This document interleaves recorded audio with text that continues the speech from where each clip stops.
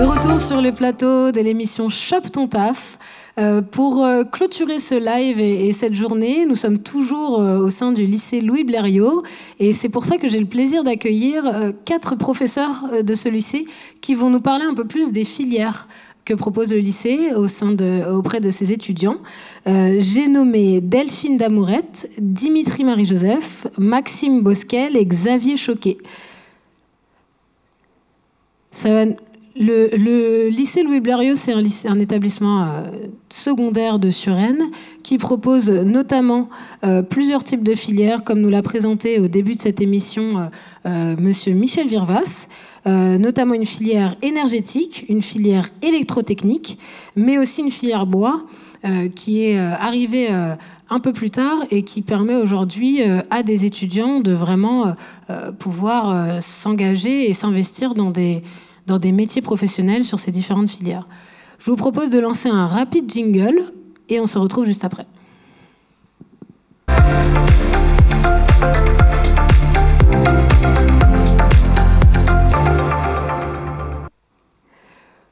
Plusieurs questions qu'on pourra se poser aussi, notamment avec nos intervenants qui arrivent sur le plateau, c'est déjà de nous présenter cette belle salle dans laquelle nous avons implanté le décor. C'est une salle qui est au sein du lycée Louis Blériot.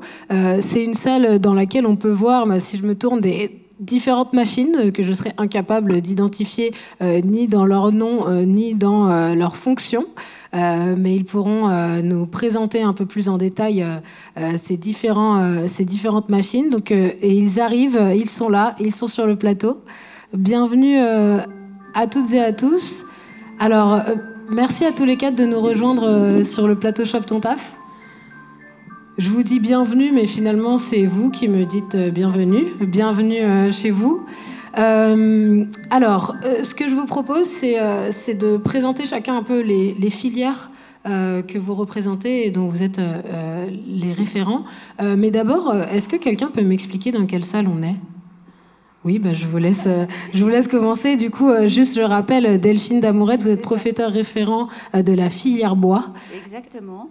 Donc, vous êtes en atelier. Donc, on a les scies pour vous, si vous voulez, les toupies, et on peut vous mettre au travail dès maintenant. Super. Le micro un tout petit peu plus haut, comme ça on vous entend beaucoup mieux. Très bien. Et donc, du coup, c'est réservé à la filière bois là, ou est-ce que... Tout à fait. Donc là, on accueille les CAP, les bacs pro. On a des Greta qui viennent. Donc là, c'est des reconversions adultes. Et on a aussi également les campus Versailles qui viennent aussi. Donc, on est en partenariat avec eux. Et là, vous avez les Greta qui sont dans la salle d'à côté, qui est un atelier également, où là, ce sont les Greta qui travaillent actuellement. D'accord, très bien. Écoutez, merci de nous avoir permis d'implanter le plateau dans ce bel atelier. Peut-être, si j'ai bien compris, Monsieur Virvas expliquait que la filière bois, c'est la filière qui a été mise en place la dernière, en fait. Oui, c'est en 2017 à ce que j'ai compris. Oui, pardon, en 2017 à ce que j'ai compris. Parce que moi, je suis là depuis une année. Du coup, je suis professionnelle aussi à côté. Et donc, on essaye en fait de donner aux élèves ce qu'il y a aussi dans le professionnel et ce qu'ils vont connaître aussi dans la vie active.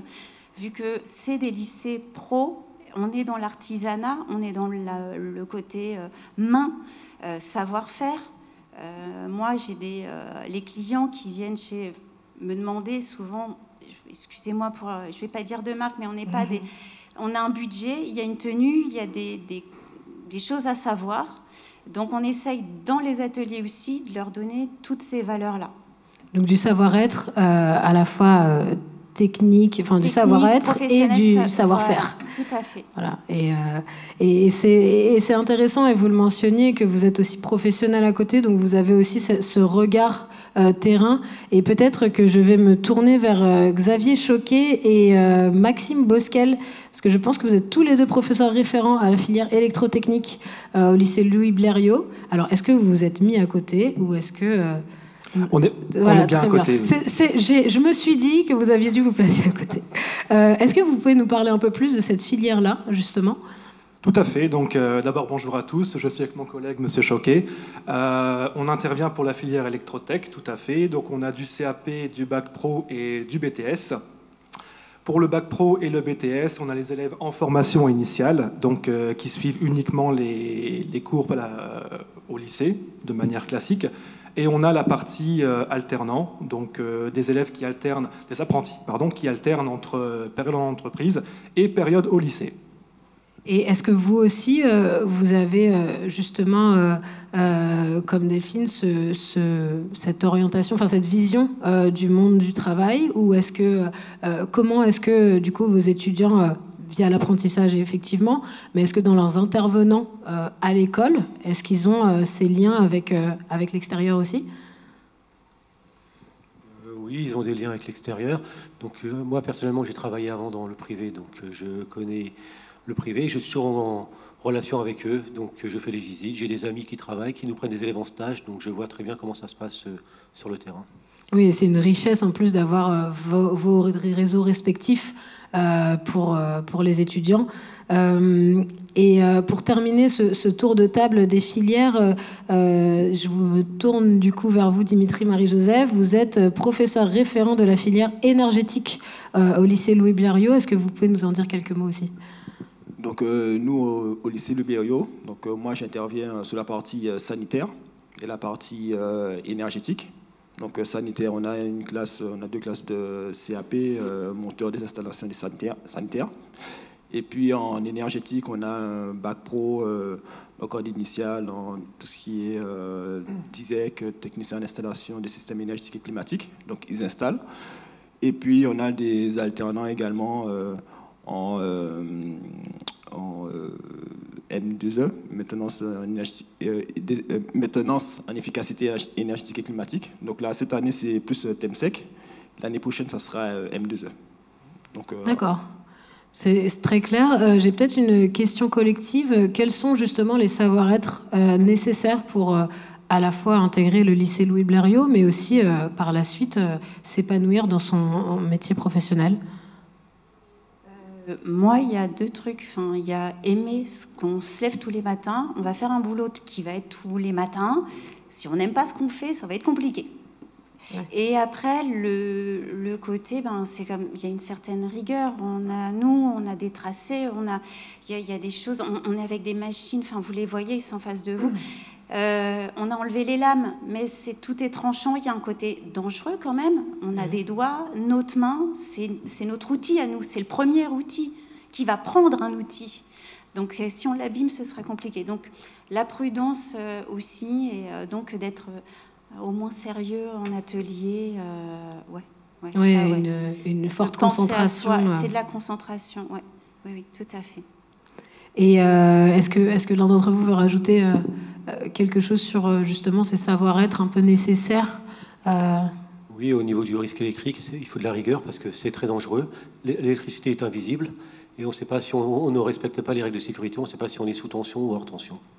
Oui, donc il faut vraiment être rigoureux et prudent. Le manque de concentration sur un tableur Excel, ça pardonne. Devant une machine ou un circuit électrique, un peu moins. Et en même temps, en énergétique, nous, on utilise parfois des chalumeaux, donc du gaz. Donc là, à ce moment-là, ce sont des éléments qui sont extrêmement dangereux. Et on manipule aussi des outils qui sont notamment tranchants. Donc là, il faut être doublement vigilant, surtout avec les élèves et les apprentis.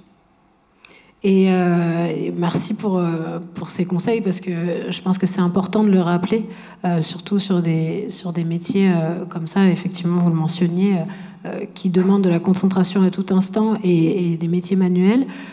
Ça me permet de faire la transition sur juste une question par rapport On a vu pendant toute l'émission un peu les préjugés sur les secteurs. Il y a des préjugés aujourd'hui sur les lycées professionnels comme le vôtre, sur les lycées pro en général, mais sur les filières aussi que vous portez. Qu'est-ce que vous avez envie de dire aux jeunes qui nous regardent, justement ? Alors, excusez-moi du coup. En fait, on pense toujours filière générale.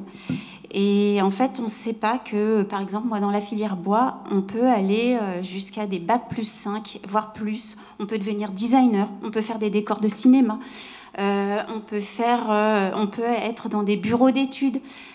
Donc, en fait, ça ouvre à beaucoup de choses parce que, et on a un sens, on a besoin de l'esthétisme. Moi, dans les préjugés, en dehors du côté niveau scolaire et tout, il y a aussi le côté d'être une femme dans un travail d'homme. Moi, je l'ai eu à le faire, à avoir affaire à ça aussi, où j'ai dû me justifier en disant, mais et la force physique? Et je dis, bah ouais, mais j'ai l'endurance, mon coco. Donc, il y a tout ça. Et en fait, donc, la menuiserie, l'ébénisterie ouverte aux femmes, oui. Parce qu'il y a la mode du meuble comme la mode du vêtement. Donc, il y a des tendances. Et c'est pareil, il y a un côté de culture, de savoir, justement, là, c'est culturel à avoir. Donc ça, ce préjugé-là, déjà, on l'enlève. Et puis, le côté, ce que je disais juste avant... filière générale, qui sont un peu... Filière générale et questions, alors qu'on peut continuer vraiment ces études par la suite pour ceux qui veulent le faire. Parce qu'il y en a qui, le côté scolaire, c'est pas adapté aussi, et ils ont envie de travailler tout de suite. Donc c'est adapté à tous au final. C'est ouvert à tous, donc welcome.